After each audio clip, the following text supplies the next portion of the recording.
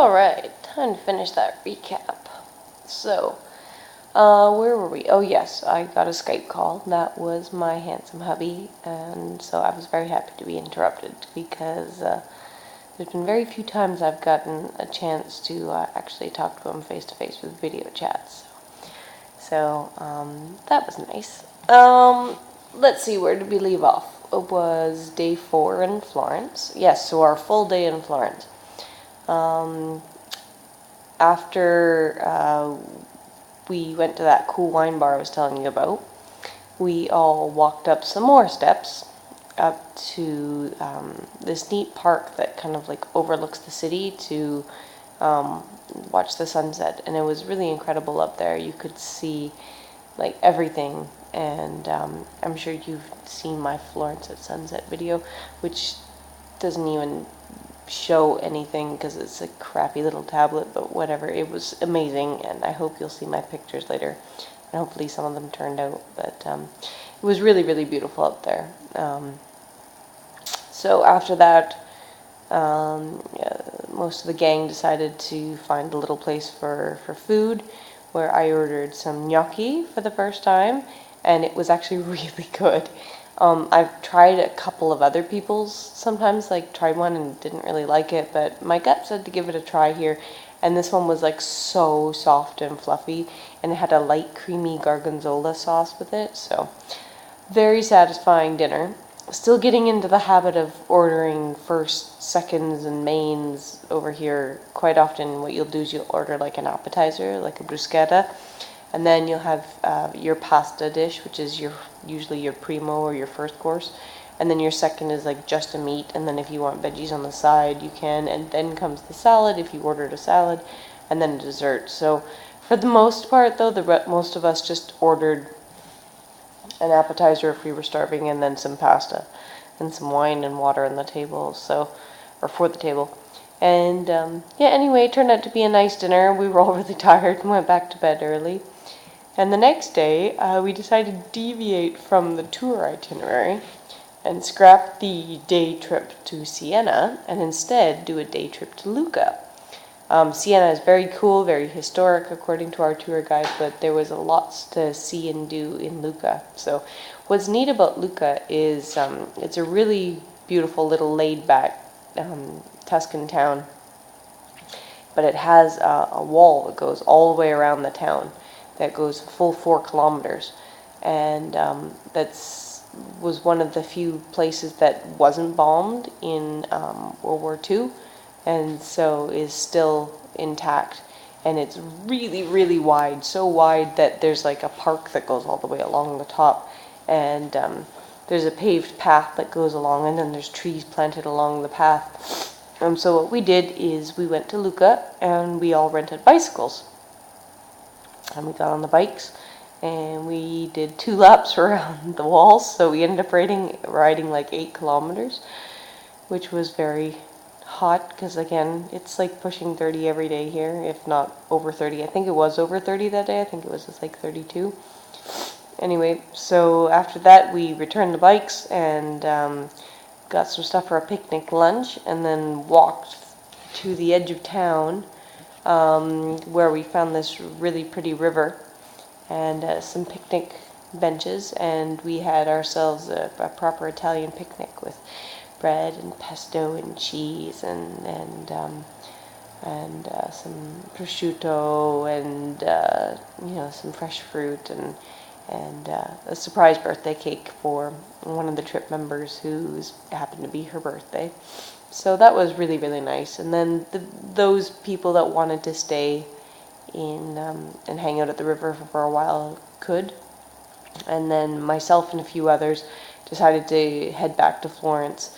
I don't know why. I don't know if it's something in Tuscany or if it's something in the air conditioning, but I've been having a lot of like sinus pain and pressure up in here, and it was getting really bad, like to the point where every time I coughed I thought my eyeballs were going to explode. So I finally thought, okay, enough is enough. I need to stop and take a break, because like I'd already biked 8 kilometers a day and probably walked another 3 or 4 after doing my 1,000 steps the day before. So I went back early. We got back a little before, around, I think it was around 5. And because it's just about an hour and a half each way on the train from Florence.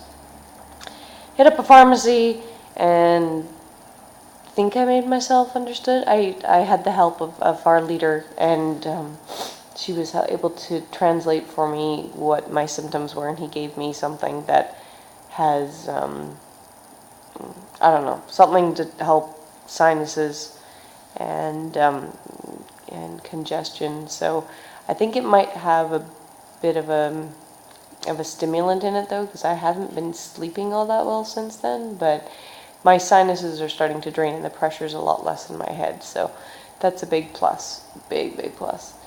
The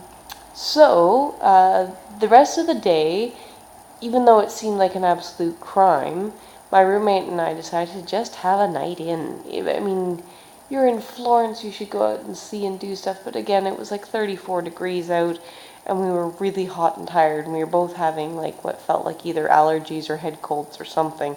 So we found a supermarket which was like 10 feet from the door of our hotel, and we stocked up on some cold pre-made pasta dishes for dinner and some fruit salad and some chocolate, and went back to our hotel room and cranked the AC and had showers and dinner in and watched movies and got some much needed rest and some peace and quiet and some sleep and it was really, really nice. I think it was really needed.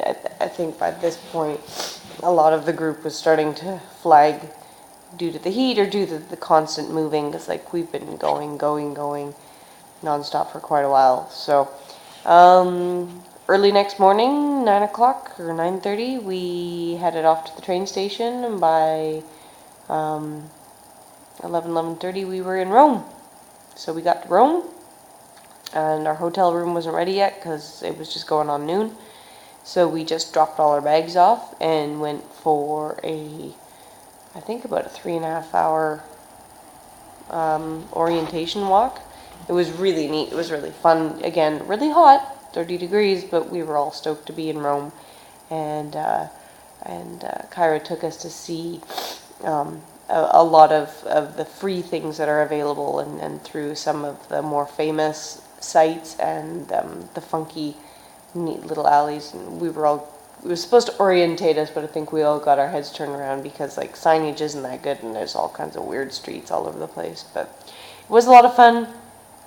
Our first stop was the Spanish Steps, where there are some really aggressive tchotchke seller guys. Like they'll like get angry with you, and you have to be really firm with some of these people, and it's like to the point where you're not feeling so comfortable. But luckily we have Kyra, and she speaks fluent Italian, so it was all good.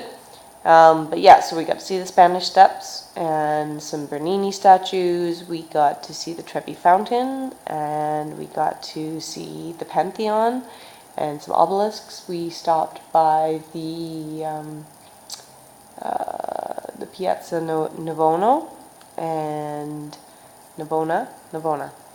And then we kept going, and we walked past at the spot where Caesar was supposedly assassinated, and then moved on to the Colosseum, the Forum, and the Palatine Hill. We didn't like go into any of these places, but we did walk past them to sort of just get a figure for where we were and that sort of thing. So from that point, I think we got on the metro and headed back, because a lot of people were really tired, and it was now pushing 4, and a few people needed some help getting train tickets purchased, myself included, for little day trips coming up this week, and for people who were taking off in the next couple of days. So we all retired back to the hotel, and a lot of people had some much needed siestas, and then we had our farewell dinner, which was a really simple but really good pizza nearby, which was cheap too, which was nice. And then we topped off our dinner with a shot of limoncello each, which is really tasty but really strong. Did I mention we stopped for gelato twice? Because like I know that they say that you stop for gelato twice a day when it's 30 degrees, but I thought people were crazy, but no, you really do, and you need to because it's so hot.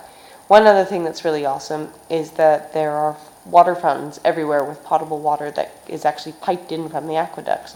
So the best thing to do is to keep a water bottle with you at all times and keep drinking as you go, because then you can just refill it at the next water fountain, and it's always cold and fresh, and so that's really cool.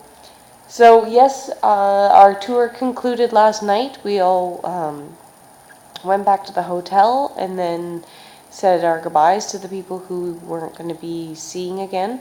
A lot of people had decided to go together to do some group plans today, and the majority of us are all meeting up again tonight for one more dinner as a group for the people who still stuck around, which I think is almost all of us. So I'm looking forward to seeing everybody, and yeah, as you may have seen in my other video, I decided to take some time to do some research on what I'm going to do and get myself settled and situated in my new place. And I'm feeling much better now for having done that. And I went out and did a little exploring, booked some tickets, found an internet cafe where I could print them off. And now, yeah, I got a little bit of an itinerary going now. So I think tomorrow I'm going to take my time and go through the Colosseum, the Forum, and Palatine Hill, which is just down the road that way. And then Monday I am going out to Pompeii for the day, so that'll be really exciting. I gotta leave it really early though. And then Tuesday I'm doing Villa Borghese, or Galleria Borghese, and the park in the afternoon.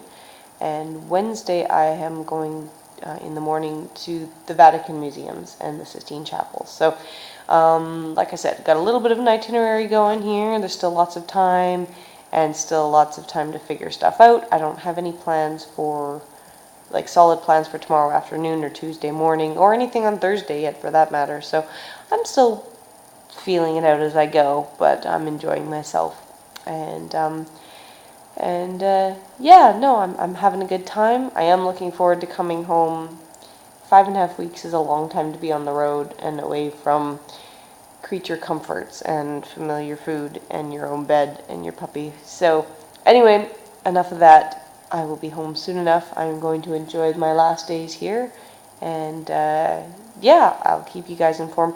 By the way, in case some of you are wondering, I'm not bringing my tablet along to some of the more famous sites because either A, pickpockets are a really bad problem and I don't want to risk losing it, and two, some places just don't allow any camera photography or video in some of these places. So that's why. It's not that I'm forgetting, so I don't really have anything interesting to show you. I just don't want to go around flashing to the world that I'm carrying a tablet, so that's why I'm doing a lot of my updates here in the hotel. So anyway, this video is way longer than it needs to be, but we have, I think, 3 days recapped, so we are all caught up. And I will touch base with you again tomorrow. Bye. Ciao.